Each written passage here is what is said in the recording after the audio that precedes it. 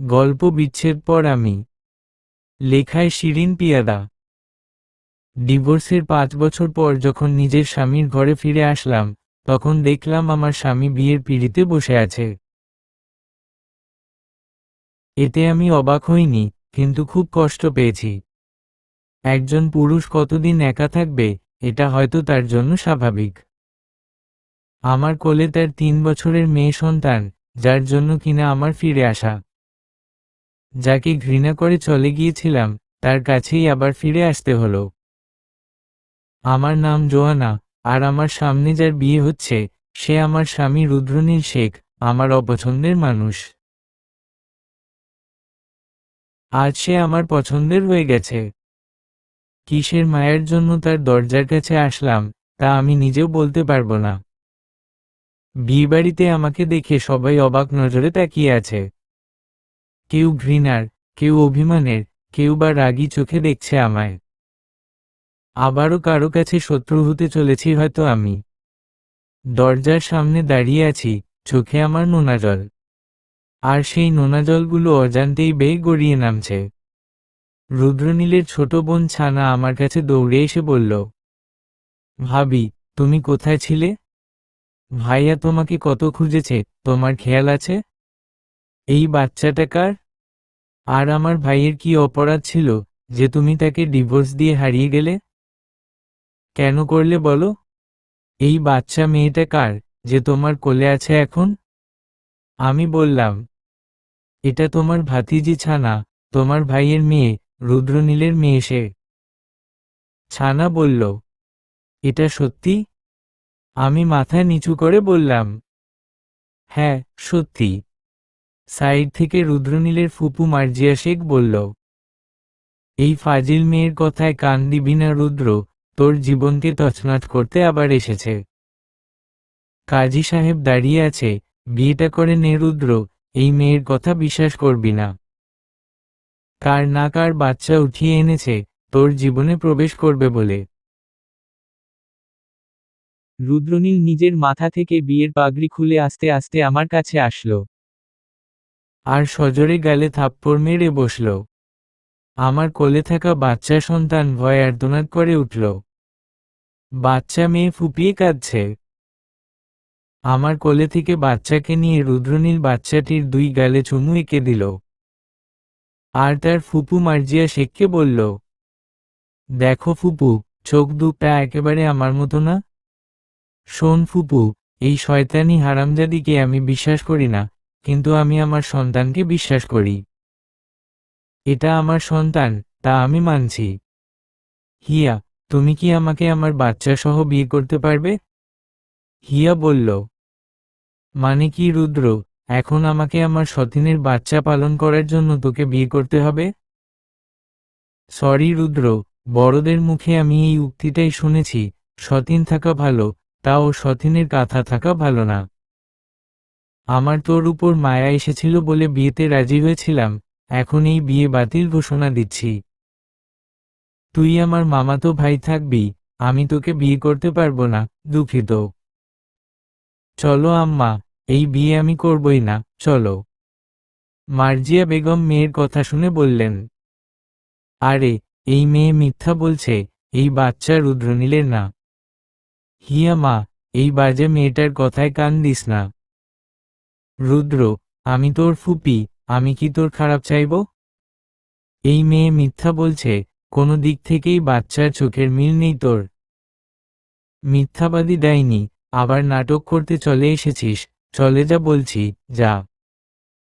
জোয়ানা রুদ্রনীলের পায়ে পড়ে বলল, আমাকে বিশ্বাস করুন আপনি, আমি সত্যি বলছি, বাচ্চাটি আপনার।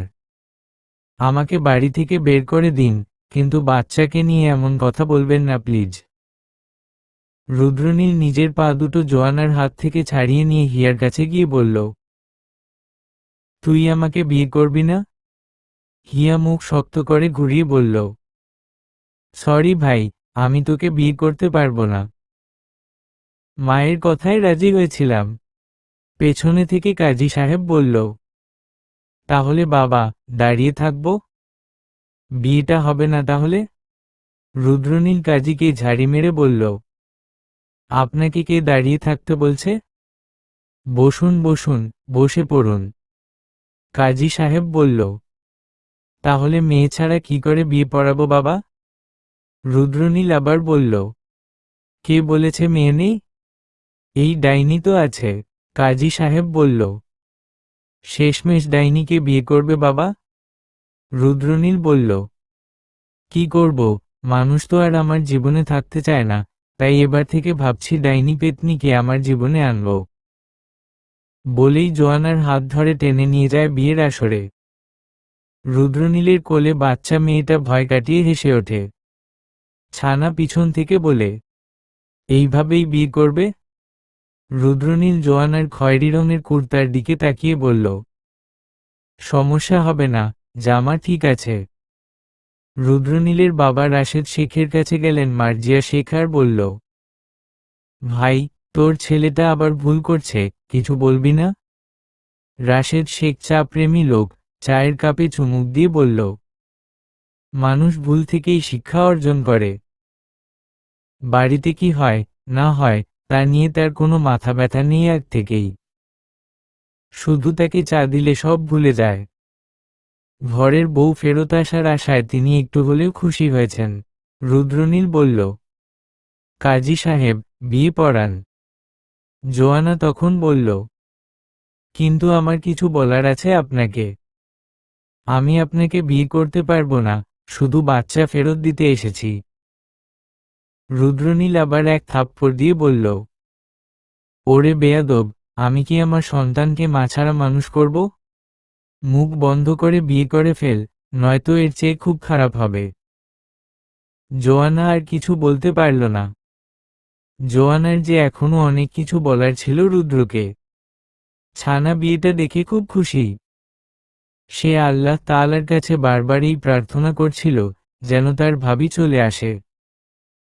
অবশেষে আল্লাহ তা কবুল করে দিলেন, আলহামদুলিল্লাহ। এবার তাদের বিয়ে পড়ানো শেষ হলো। কেউ কি কখনো দেখেছে বাচ্চা সহ কনেকে বিয়ে করতে? এই সেই বিয়ে, যে বিয়েতে কিনা নতুন বধূর কোলে কন্যা সন্তান। এমন আচমকা অপছন্দের মানুষটার সঙ্গে যে বিয়ে হবে, জোয়ানার সেটা সে কল্পনাও করতে পারেনি। সে তো তার সংসার ফেরত পেতে আসেনি এই বাড়িতে। ওই নোংরা লোকটা তাকে আবার বিয়ে করল, না বুঝেই, তার কথা না শুনেই। কোলে বাচ্চা মেয়েটাকে নিয়ে বউ সেজে বাসর ঘরে বসে আছে সে। একটু পর রুদ্রনীল ঘরে প্রবেশ করল। আর প্রশ্ন করল জোয়ানার কাছে। এই বাচ্চাটা কার, জোয়ানা? এমন প্রশ্ন শুনে মুখ তুলে তাকিয়ে বলল জোয়ানা। কেন? আপনি তো একটু আগে আপনার ফুপুকে বললেন, বাচ্চার চোখ দুটো আমার মতো। তাহলে হঠাৎ এই প্রশ্নটা কেন? কারণ আমাদের বিয়ের বয়স, ডিভোর্সের 5 বছর পর এসে তুমি আমাকে বলছো এটা আমাদের মেয়ে। এই কথা আমার হজম হলো না। মেয়েটা কার? আবার কার সঙ্গে সম্পর্কে জড়িয়ে এসব করেছো তুমি? জোয়ানা রুদ্রনীলের কাছে এসে আগুন চোখে তাকিয়ে বলল। এই খবরদার, আমার চরিত্র নিয়ে বাজে কথা বলবেন না। আপনাদের মতো বড়লোক না হতে পারি, আমাদেরও সম্মান আছে। খবরদার, এসব বলবেন না। রুদ্র আবার বলল। তাহলে ডিভোর্সের 5 বছর পর বাচ্চার বয়স এত কম কেন? বাচ্চা এত ছোট কেন? সত্যি কথা বলো। আপনি চিন্তা করে সত্যি কথা বলুন। আর ভেবে দেখুন, কেন আমি আপনাকে ছেড়ে চলে গিয়েছিলাম। আশা করছি সব ক্লিয়ার হয়ে যাবে। রুদ্রনীল এইসব কথার আগামাথা কিছুই বুঝতে পারছে না। একটু পর বাচ্চাটার কাছে গিয়ে বাচ্চাকে কোলে নিয়ে তার মুখের দিকে তাকিয়ে চিন্তা করে দেখল। অনেকক্ষণ ধরে বাচ্চাকে দেখছে আর কিছু একটা ভাবছে সে। মায়ার বাচ্চা? এটা তোমার সন্তান না, জোয়ানা। এটা মায়ার মেয়ে। আমার সামান্য কিছু ভুলের জন্য আমি এত বড় শাস্তি পেতে পারি না। বুঝতে পারছো, তুমি মিথ্যা বলছো। জোয়ানার চোখে পানি চলে এলো। ভিতরে ভিতরে সে দুমড়ে মুচড়ে শেষ হয়ে গেছে। আর কত তাকে সহ্য করতে হবে, সেটা জানে না। জোয়ানা বলল। আমি কেন মিথ্যা বলতে যাব? এটা সত্যি, আপনার লজ্জা করল না? একটা প্রেগন্যান্ট মেয়েকে এইভাবে মাঝপথেই ছেড়ে দিতে?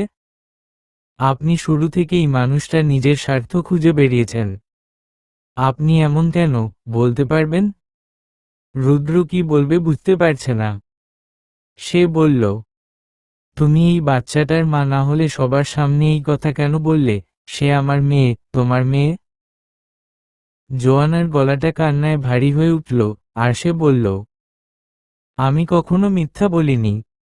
আপনাকে কে বলল সে আপনার বাচ্চা নয়? সে আপনার মেয়ে। আমি তার মা নই। মায়াকে পিছনে ফেলে দিলেন, কিন্তু দেখুন, তার প্রতিফলন আপনার সামনে। এখন কি সেই রাতদিন আপনার নোংরামি কথাগুলোর কথা মনে পড়ে আপনাকে কাঁদায়? আমার কথা না বুঝতেই আপনি আমাকে আবার আপনার জীবনের সাথে জড়িয়ে ফেললেন।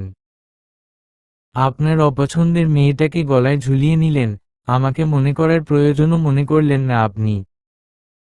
রুদ্রনীল বাচ্চাটিকে চুমু দিয়ে কোল থেকে নামিয়ে রাখল। জোয়ানার কাছে গিয়ে তার হাত ধরে বলল, আমি আর আগের রুদ্র না, জোয়ানা। যে কিনা যেখানে সেখানে মাতাল অবস্থায় হাজারো মেয়ের সাথে ক্লাবে কাটাত। আমি রুদ্রনীল শেখ পরিবারের বাধ্য সন্তান, যেমন তুমি চাইতে। আমার পুরনো অতীত ঘাটতে যেও না। আমি তোমাকে অনেক জায়গায় খুঁজেছি। আমি যে পানি পিপাসার মতো তোমাকে মরিয়া হয়ে খুঁজে বেরিয়েছি, আমার ভালোবাসা বোঝানোর জন্য। আজকে তোমাকে কাছে পাবার পর আর হারাতে চাইনি। আমার কাছে আর নারীরা সস্তা মনে হয় না। আমার কাছে তুমি অন্ধকার থেকে ফেরার আলোর কিনারা। আমি বিশ্বাস করতে পারছি না, মায়া এসব কিছু তোমাকে বলেছে। আমি ভুল করে ফেলেছি, আমাকে বোঝার চেষ্টা করো। আমার অতীত টেনে এনো না। জোয়ানা বলল, আপনি তো খুনি। আপনি প্রেগন্যান্ট মেয়েটাকে খুন করেছেন সেই কবে? ছি! বলেই অঝরে কাঁদতে থাকল সে। রুদ্রনীল জোয়ানাকে বুকে জড়িয়ে ধরে বলল, মায়ার কি হয়েছে? ছানা কাঁপে কাঁপে চা দিয়ে হাঁপিয়ে উঠল, তবুও রাশেদ শেখের চা খেয়ে মন ভরছে না। একটা মানুষ এত চা খায় কিভাবে? বাড়িতে যে এত বড় ঘটনা ঘটে গেল, তা খেয়াল নেই বাবা রাশেদ শেখের। শুধু হাই তুলছে মুখ দিয়ে, কি আজব। ওদিকে পায়ের নিচে বসে আছে মার্জিয়া শেখ। তার ভাইকে বারবার বলছে, এই মেয়ে আবার জাদু করতে ঢুকেছে ভাই। এই মেয়ে বাড়িতে থাকলে বিপদের শেষ থাকে না কখনো, ডাইনি একটা। কেন তুমি কিছু বলছো না? আমার মেয়ে হিয়া কি দেখতে কম সুন্দর নাকি, যে ওই মেয়েটাকে বারবার এই বাড়িতে আনতে হবে? হিয়া রাগ করে নিজের রুমে চলে গেছে, আর দরজা খুলেনি। তুমি তোমার ছেলেটাকে বুঝিয়ে বলো না ভাই, ও শুনবে। প্রথম যখন ওদের বিয়েটা হয়েছিল, তোমার মনে আছে কত খাম ক্ষতি করে হলো? এই মেয়ে এই শেখ পরিবারকে বাঁচতে দেবে না। রাশেদ শেখ অনেকক্ষণ পর নিজের মুখ খুলে বলল, তোর ভাষাও তো কম না। প্রথম যখন বিয়ে করলো জোয়ানাকে, তখন তো তাকে গুন্ডার মতো উঠিয়ে বিয়ে করছিল, ভুলে গেলি কিভাবে? রাশেদ শেখ অনেকক্ষণ পর নিজের মুখ খুলে বলল, তোর ভাষাও তো কম না। প্রথম যখন বিয়ে করলো জোয়ানাকে, তখন তো তাকে গুন্ডার মতো উঠিয়ে বিয়ে করছিল, ভুলে গেলি কি করে? এই বিষটা বলা উচিত না। আমার সম্মান কোথায় রাখলো সে, একবারও ভেবে দেখেছিস? বলেও রাশেদ শেখ আগের ঘটনাগুলো খুলে বলতে শুরু করল। অতীত। জীবন অনেক অদ্ভুত, কখন কার সাথে কি হবে বলা মুশকিল। তেমনি অনেক ঘটনা ঘটে গেছে জোয়ানার জীবনে। জোয়ানা হলো খুবই সাধারণ ঘরের মেয়ে। মা বাবা দুনিয়াতে নেই তার, ছোট থেকেই মামার বাড়িতে মানুষ হয়েছে সে। সেখান থেকে পড়াশোনা করা ছিল তার জন্য খুব কষ্টের। জোয়ানা কখনো কল্পনাও করেনি, তার মতো এত ছোট পরিবারের মেয়েকে বিয়ে করে নিয়ে যাবে শেখ ইন্ডাস্ট্রিজের মালিক রুদ্রনীল শেখ। রুদ্রনীল যে কিনা ছিল বাবা মায়ের অবাধ্য সন্তান। রাতে ক্লাবে পার্টি করা, এমন কোনো নেশা নেই যা সে বাদ রাখে না। প্রতি রাতে নতুন নতুন নারীকে বিছানায় দেখা তার জন্য ছিল স্বাভাবিক ব্যাপার। তেমনি কিছু ঘটনা ঘটে গেছে ঠিকই, কিন্তু অতীতের সেই ঘটনার কিছু অংশ আজ তার সামনে দাঁড়িয়ে পড়েছে এই ছোট্ট মেয়ে শিশুর রূপে। জোয়ানার মামা ছিল খুব লোভী মানুষ। জোয়ানার মামা রুদ্রনীল শেখের অফিসে কাজ করত। হঠাৎ একদিন কিছু কাজের বিষয়ে রুদ্রনীল শেখ জোয়ানার মামার বাড়িতে যায়। আর সেখানেই প্রথম দেখা হয় রুদ্রনীল আর জোয়ানার। সেখান থেকে ফেরার পর রুদ্রনীল জোয়ানাকে ভুলতে পারছে না। তার অপারূপ চেহারা যেন গেঁথে গেছে রুদ্রনীলের দুই চোখে। রুদ্রনীলের সবকিছু এলোমেলো হতে শুরু করে। সে আর রাতে কোনো মেয়ের দিকে তাকালে তাদের কাছে পেতে মন চায় না। রুদ্রনীল তারপর থেকেই জোয়ানাকে সব জায়গায় ফলো করা শুরু করে, কলেজ থেকে ধরে বাড়ি পর্যন্ত, সব জায়গায়। রুদ্রনীল শেখ একবারের জন্য হলেও জোয়ানাকে কাছে পেতে চায়। তাই সে জোয়ানার মামা মামুন রশিদকে 5 কোটি টাকার অফার দিয়ে বলে জোয়ানাকে এক রাতের জন্য যেন তার কাছে পাঠানো হয়।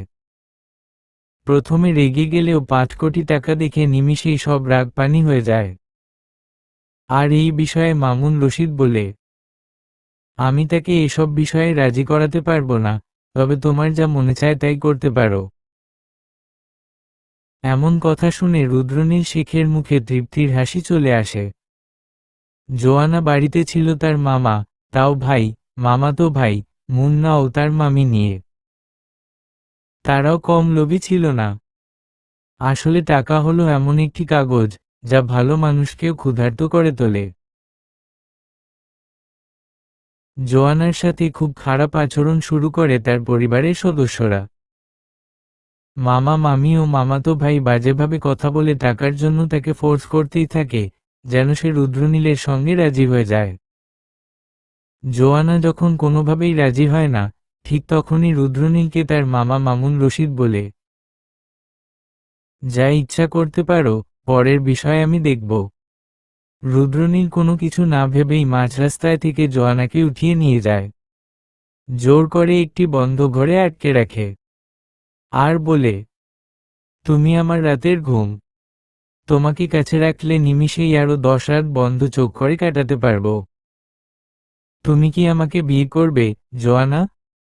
জোয়ানার মুখ থেকে হ্যাঁ বা না কথা শোনার প্রয়োজন মনে করল না রুদ্রনীল।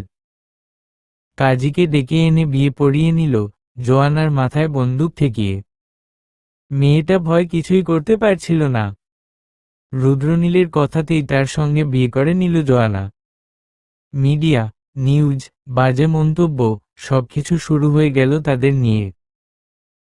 টিভিতে আর বিভিন্ন ব্লগ, ফ্রেমে, নিউজ পোর্টালে তাদের নিয়ে কথা উঠতে লাগল। তাতে কোনো মাথা ব্যথা নেই রুদ্রনীলের। এত বড় বিজনেসম্যানের ছেলে অবশেষে একটা মেয়েকে বিয়ে করে ফেলেছে, এটাই সবাই জানে। কিন্তু মিডিয়ার লোকজন এখনো ঠিকমতো জানতেই পারেনি যে জোয়ানার আসল সত্যটা কি। জোয়ানা এইভাবেই লোক দেখানো জীবনযাপন করতে থাকে রুদ্রনীলের সাথে বেশ কিছু বছর। রুদ্রনীল কখনো জোয়ানার সাথে জোরপূর্বক কিছু করতে যায়নি। রুদ্রনীল বলেছে, যখন নিজ থেকে ভালোবেসে আমার কাছে আসতে পারবে, ঠিক তখনই আমি তোমাকে আমার করে জড়িয়ে নেব। আমার কাছ থেকে পালাতে যাবে না, ঠিক তখনই তোমাকে আঁকড়ে ধরব। এখন নয়, সুতোর মতো আটকে থাকো। একদিন ঠিকই মায় পড়ে ফিরে আসবে আমার কাছে, কি বলো? খারাপ মানুষও একদিন তার ভুল বুঝতে পারে। আর অপরাধীও কোনো এক সময়ে তার সাজা পেয়ে যায়, সত্যি কখনো চাপা হয়ে থাকে না। এতটুকু কথা বলেই কি সব থেমে যাবে? না, সব লুকিয়ে পড়বে। আরও এমন অনেক গোপন কথা আর অতীতে ঘটে যাওয়া অনেক ঘটনা আছে এই শেখ পরিবারে, যা গোপন। মায়া কে? সত্যি বাচ্চাটি মায়া নামের মেয়েটির কি তাহলে? রাতের বেলা আলাদা হয়ে ঘুমিয়ে আছে দুই মানবী, কেউ কারো সাথে ঠিকমতো কথা বলছে না। ঘরের পাশে জানালা ফাঁকা, দিয়ে শিরশিরে বাতাস বইছে, আলতো বাতাস। দুই চোখ একে অপরকে দেখছে। কারো মনের মধ্যে অনেক অভিযোগ আর অভিমান। আবার কারো মনের মধ্যে অনুশোচনা, লজ্জাজনক মুহূর্তের স্মৃতি। রুদ্রনীল যখন জিজ্ঞেস করল, মায়ার কি হয়েছে? তখন জোয়ানা তাকে তার কাছে থেকে আস্তে করে ধাক্কা দিয়ে সরিয়ে দিয়ে বলল, আপনি আমার কাছে থেকে দয়া করে দূরে থাকুন। আমাকে সময় দিন, আমি সব বলবো আপনাকে। রদ্রনীল আর কথা বাড়াল না তার সাথে। রদ্রনীল ঘরে এক কোনায় সোফায় গিয়ে শুয়ে আছে, আর তার চোখজোড়া জোয়ানা ও এই বাচ্চা মেয়েটাকেই দেখছে। রদ্রনীল নিজের জীবন নিয়ে হতাশ। যাকে ভালোবাসে, সে ভালোবাসা বুঝতে চায় না। আর যাকে সে ভালোবাসত না, কখনো চাইত না, সেই তাকে মায়া নামের অনুভূতিতে আটকে ফেলেছে। একটা মেয়ের সম্পর্কে সবকিছু সেদিনই শুরু হয়েছে, কখনো ভাবেনি সেই রাতের ভুল তাকে এইভাবে কাঁদাবে। যেন সে জোয়ানার খুব কাছে আসতে পেরেও আসতে পারেনি।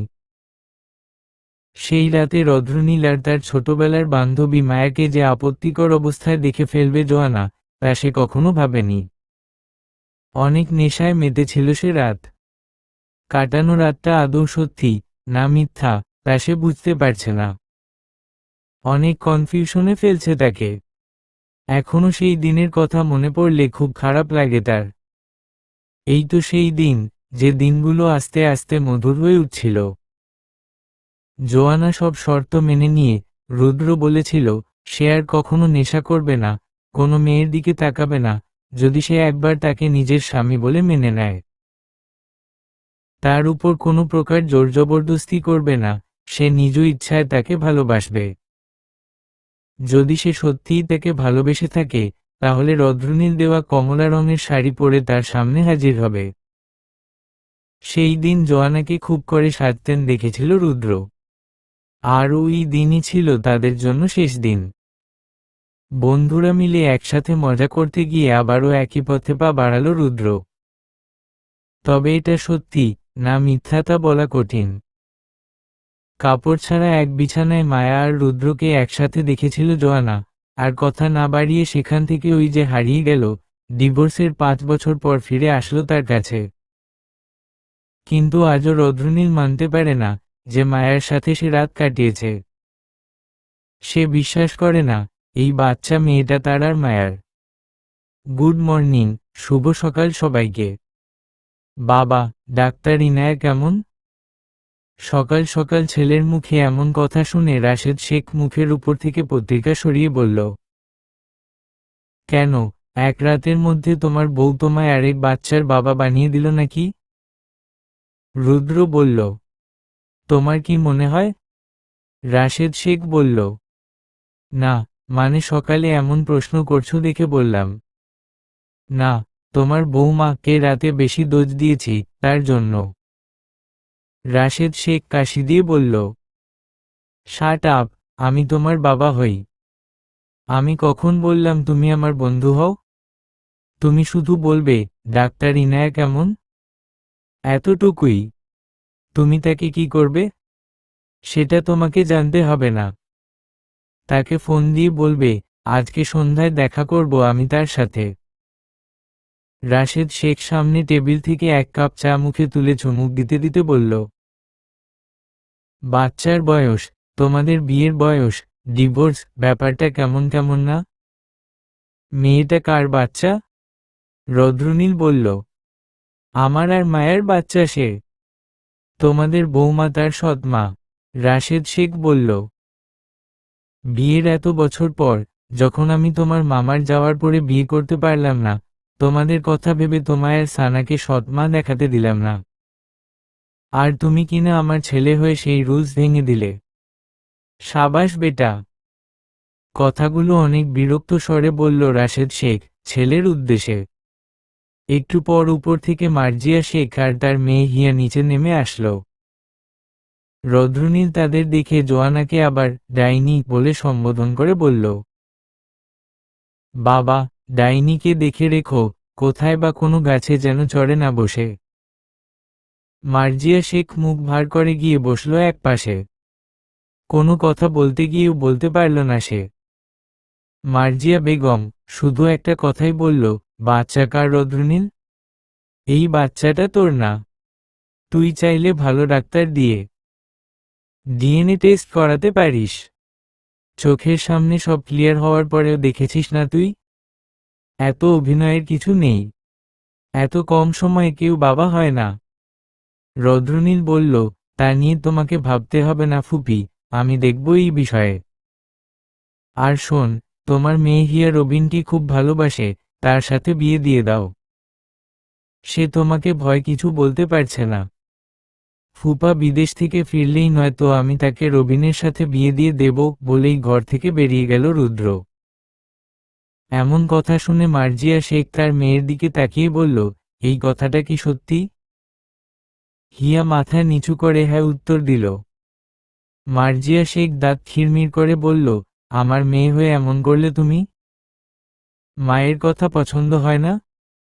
লজ্জা করল না? বাড়ি ফিরে চলো তুমি, তারপর কথা হবে। অনেকক্ষণ চুপ থাকার পর হিয়া চিৎকার করে বলল, কি করবে তুমি? লোভী মহিলা কোথাকার! মানুষ চায় নিজের মেয়েকে ভালো পরিবার দেখে বিয়ে দিতে, আর তুমি কিনা টাকার লোভে পড়ে নিজের মেয়েকে, আগে যার কিনা বিয়ে হয়েছিল সেই ছেলেটার সাথে বিয়ে দিতে চাইছো। তোমার মতো মা যেন কারো না হয়। শোন মা, আমার টাকাওয়ালা স্বামী দরকার নেই। আমার এমন একজন স্বামী দরকার, যে কিনা আমাকে ভালোবাসবে, আমার খেয়াল রাখবে। কখনো নিজের দিকে তাকিয়ে দেখেছ? বাবা যে বিদেশে থাকে, তারপরেও তুমি তাকে শান্তি দাও না। তোমরা কি মানসিকভাবে সুখী, বলো তো? এখন তো মনে হয় তোমাদের সম্পর্ক শুধু আমার জন্যই আটকে আছে। কথাগুলো একনাগাড়ে বলে উপরের ঘরে চলে গেল হিয়া। মায়ের এমন আচরণে খুব খারাপ লাগছে তার।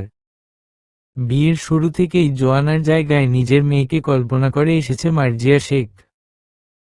কখনো রুদ্রের বউ হিসেবে মেনে নিতে পারেনি জোয়ানাকে মার্জিয়া শেখ। হয়তো তাদের মতো ধনী পরিবারের মেয়ে না জোয়ানা। মার্জিয়া শেখ মেয়ের মুখে এমন কথা শুনে অজান্তেই চোখে পানি চলে আসলো। চেনা ঘর আজ তার কাছে অচেনা হয়ে গেছে। ফ্রেশ হয়ে ঘরের কোনায় বসে আছে জোয়ানা। অনেক কিছু ভাবছে সে, অনেক কিছুই হবে মনে হয়।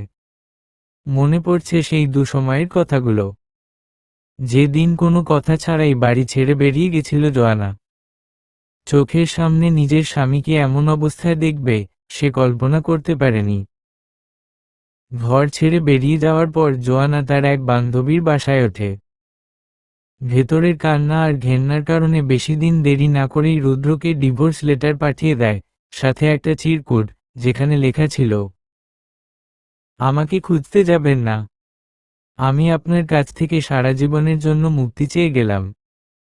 এভাবেই 5 বছর কেটে গেল। হঠাৎ একদিন চোখের সামনে হাজির হলো সেলিম। সেলিম ছিল রদ্রনীলের আরেক বন্ধু, আর তার কোলে বাচ্চা মেয়েটা। সেলিম সেই দিন বলল, আমাকে মাফ করে দাও ভাবি, আর এই বাচ্চাটাকে নিয়ে তার বাবার কাছে দিয়ে দাও। সেই দিন যখন আমি বললাম, বাচ্চাটা কার? তখন সেলিম বলল, বাচ্চাটা রদ্রনীল আর মায়ার। তুমি চলে আসার পরেও রদ্রনীল আর মায়া একসাথে সময় কাটাতো। যখন মায়া জানতে পারল সে প্রেগন্যান্ট, তখন বাচ্চার বিষয়টা না করে দিল রুদ্র। সে বলল, মায়া নাকি তার সাথে চিটিং করছে, এই বাচ্চা তার না। ভাবি, মায়া এই দুনিয়ায় বেঁচে নেই। বাচ্চা জন্ম দিতে গিয়ে নিজে মারা গেছে। এই ছোট শিশুটি কি ভুল করেছে যে সে সাজা পাবে? তোমার কাছে অনুরোধ করছি, বাচ্চাকে তুমি তোমার নিজ দায়িত্বে তার জন্মদাতা বাবার কাছে ফিরিয়ে দাও। আমি অনেকবার তার দরজায় গেছি বাচ্চা নিয়ে, সে আমাকে তাড়িয়ে দিয়েছে। এখন সে তার ফুফাতো বোনকে বিয়ে করবে, অথচ বাচ্চা মানতে নারাজ সে। এটা কি বাচ্চার সাথে অন্যায় নয়, বলো? আমি আর কিছুদিন পর মালয়েশিয়া চলে যাব। বাচ্চাটাকে আমি ছোট থেকে বড় করছি। এবার আমাকে মালয়েশিয়া চাকরি অফার এসেছে, যেতে হবে, এই বাচ্চার দায়িত্ব আমি আর নিতে পারবো না। সেলিম আরও বলল, মায়াকে টাকার অফার দিয়ে নাকি মুখ বন্ধ রাখতে বলেছিল রুদ্র। মায়া সেই দিন বলেছিল, তার পায়ে পড়ে কান্না করছিল, আরও অনেক কিছু। তবুও মানেনি সে। ভাবি, আমি তোমার খাবার এখানে দিতে বলবো, নাকি নিচে গিয়ে খাবে? আচ্ছা, এই মেয়েটা কি খায়? ছানার কথায় পুরনো স্মৃতি থেকে ফিরে আসে জোয়ানা। আর বলে, সমস্যা নেই, আমরা নিচেই খাবো। আর এই মেয়ের নাম মধুমা। ওকে এই নামেই ডাকো। বাহ, খুব সুন্দর নাম তো, মিষ্টি মেয়েও। হুম। মার্জিয়া শেখ আর হিয়া তাদের নিজেদের বাড়িতে চলে যায়। দেখতে দেখতে বেশ কিছুদিন কেটে গেল। বিকেলে মধুমাকে নিয়ে ছাদের কিনারে বসে নীরবে নীল আকাশের দিকে তাকিয়ে আছে জোয়ানা। পেছনে থেকে রদ্রুনীল জড়িয়ে ধরে জোয়ানাকে আর বলে, এই রিপোর্টগুলো দেখে নাও, জোয়ানা। জোয়ানা অবাক হয়ে রদ্রনীলের কাছে থেকে কাগজগুলো ছিনিয়ে নিয়ে বলে, এটা কিসের রিপোর্ট? রদ্রনীল বলল, ডিএনএ টেস্টের, আমার আর এই বাচ্চা মেয়েটার। জোয়ানা বলল, এসবের মানে কি? আবার ডাক্তারকে টাকা খাইয়ে নকল রিপোর্ট এনে আমাকে বুঝাতে আসছেন আপনি? মানে কি? কি বলছো তুমি, জোয়ানা? মাথা খারাপ হয়ে গেছে তোমার? আমি এসব কেন করতে যাব? আপনি তো মায়ের সাথে আর আমার সাথে একই কাজ করেছেন, ভুলে গেলেন? রদ্রনীল বলল, এসব তোমাকে কে বলেছে? পাগল হয়ে গেছ? জোয়ানা বলল, ছেলিম আমাকে সব বলেছে। আপনাকে আর নাটক করতে হবে না।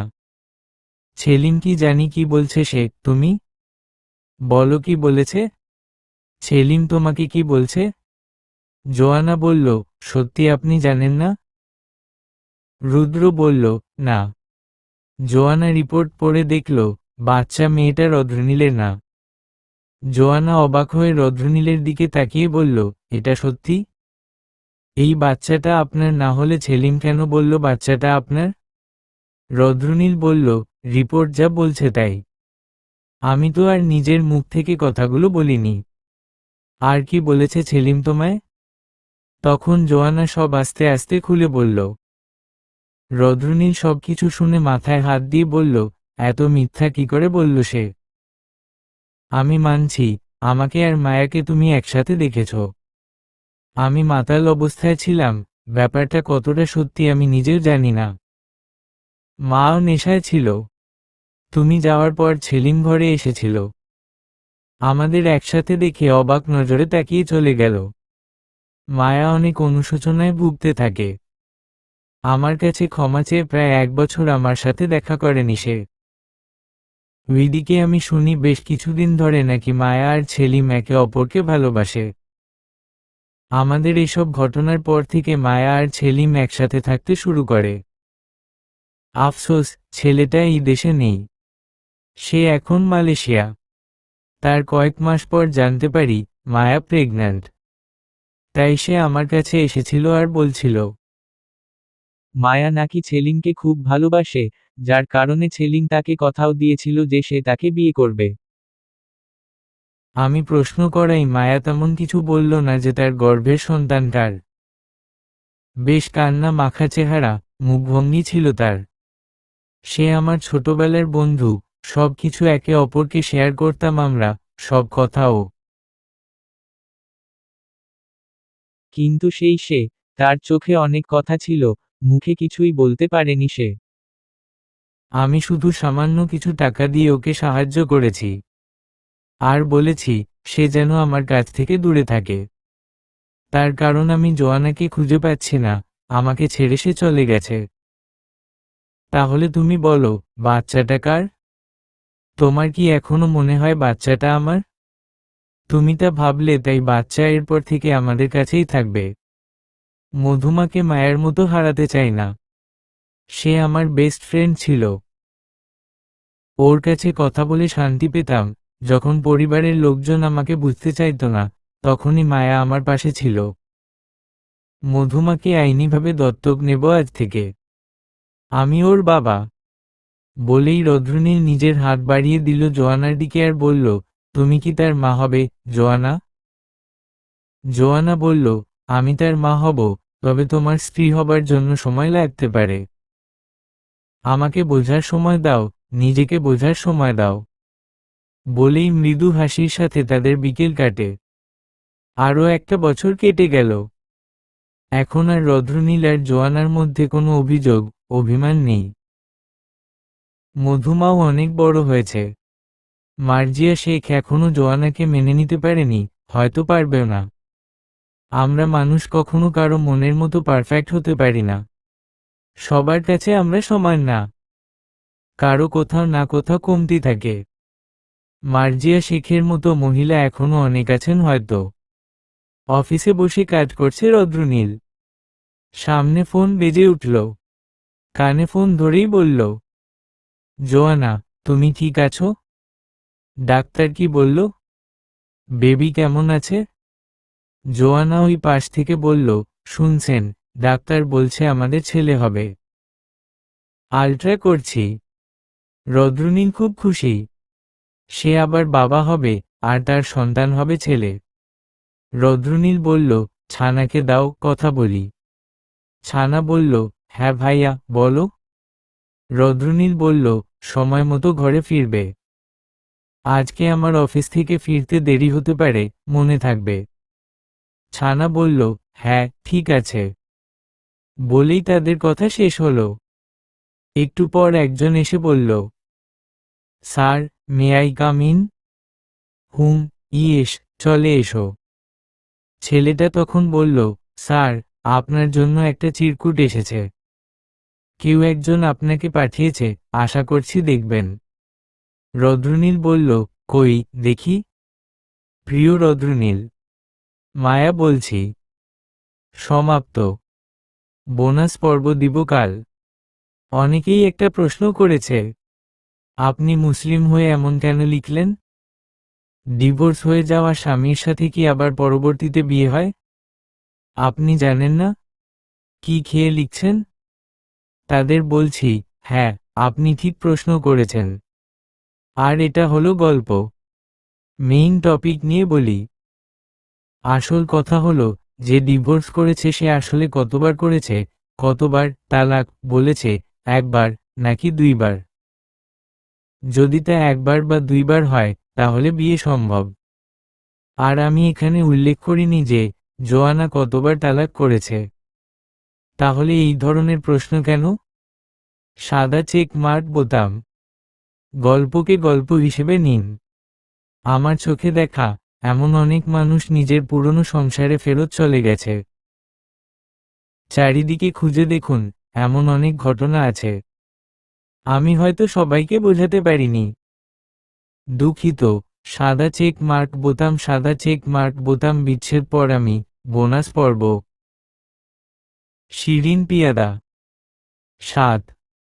প্রিয় রদ্রনীল, আমি জানি, তুই যখন এই ছোট্ট চিরকুটটা পড়বি, তখন হয়তো আমি তোর কাছে থাকব না। আমি তোকে অনেক কিছু বলতে চাই, কিন্তু তা হয়তো এই ছোট্ট কাগজে লেখা সম্ভব না।